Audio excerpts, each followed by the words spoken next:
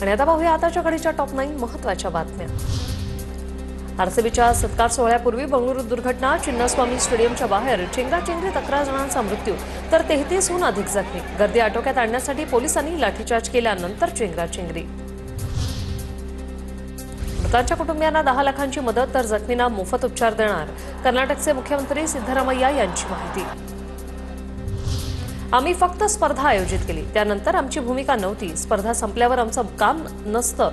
Bengaluru Chinnaswamy stadium बाहेर झालेल्या चेंगराचेंगरीच्या घटनेवर बीसीसीआयचं स्पष्टीकरण। देशात 2 टप्प्यात जनगणना होणार। 1 ऑक्टोबर 2026 पासून जनगणनेचा पहिला टप्पा जम्मू काश्मीर, हिमाचल प्रदेशमध्ये राबवला जाणार। दुसऱ्या टप्प्यात महाराष्ट्रासह उर्वरित भारतात 1 मार्च 2027 पासून जनगणना।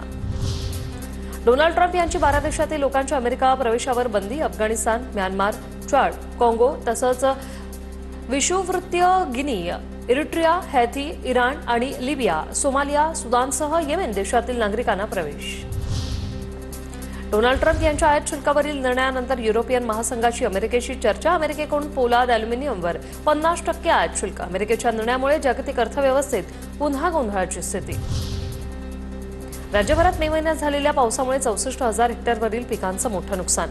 वळवाच्या पावसाच्या अमरावती, बुलढाणा जिल्ह्याला सर्वाधिक फटका। शिवराज्याभिषेक दिनाच्या पार्श्वभूमीवर मुंबई गोवा महामार्गावर वाहतुकीत निर्बंध। माणगाव निजामपूर मार्गे पाचाड मार्ग आणि महाड ते पाचाड मार्गावरील अवजड वाहतुकीवर निर्बंध। वाहतूक कोंडी टाळण्यासाठी निर्णय।